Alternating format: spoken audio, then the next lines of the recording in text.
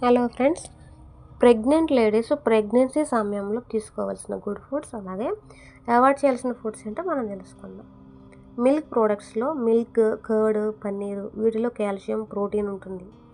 అలాగే ఫ్రూట్స్లో బొప్పాయి, ఈ బొప్పాయి అనేది పచ్చిది కాకుండా పండినది తింటే చాలా బెటర్. అలాగే యాపిల్, ద్రాక్ష, మామిడి, జామ ఇవి చాలా మంచిది. అలాగే వెజిటేబుల్స్లో పాలకూర, గోంగూర, ఇంకా బీరకాయ, దొండకాయ, క్యారెట్స్ ఇవి చాలా మంచిది. అలాగే హోల్ గ్రెయిన్స్లో బ్రౌన్ రైస్, గోధుమలు, రాగులు, జొన్నలు ఇవి చాలా సాఫ్ట్గా ఈజీగా డైజెషన్ అవుతాయి. అలాగే ప్రోటీన్ ఫుడ్స్లో అయితే ఎగ్స్, పప్పులు, పెసరపప్పు, శనగలు ఇవి వెల్ కుక్డ్ అయితే చాలా బెటర్. ఎందుకంటే హాఫ్ బాయిల్డ్ కూడా అసలు డైజెషన్ కాదు, వెల్ కుక్డ్ ఉండాలి.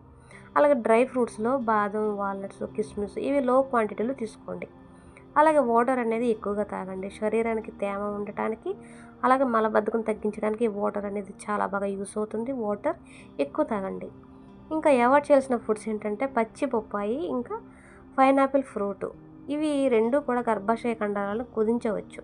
సో ఈ రెండు ఫ్రూట్స్ కూడా అవాయిడ్ చేయండి. అలాగే అధికంగా మసాలా, జంక్ ఫుడ్స్ ఇవి తినడం వల్ల అజీర్ణం లేదా గ్యాస్ సమస్యలు వస్తాయి. ఇంకా పచ్చి గుడ్లు, ఇంకా సగం ఉడకబెట్టిన మాంసం ఇట్లా తినడం వలన బ్యాక్టీరియా వల్ల హానికరం. ఎప్పుడు కూడా వెల్ కుక్డ్ ఉండాలి. హాఫ్ బాయిల్డ్ అనేది ప్రెగ్నెంట్ లేడీస్కి టూ డేంజరస్. అలాగే సాఫ్ట్ డ్రింక్స్, కాఫీలు ఎక్కువగా తాగకండి. కెఫెన్ అధికంగా ఉండడం వల్ల హార్మోన్స్ ఇంకా ఇంబ్యాలెన్స్ అవుతాయి. అస్సలు మంచిది కాదు, అవాయిడ్ చేయండి.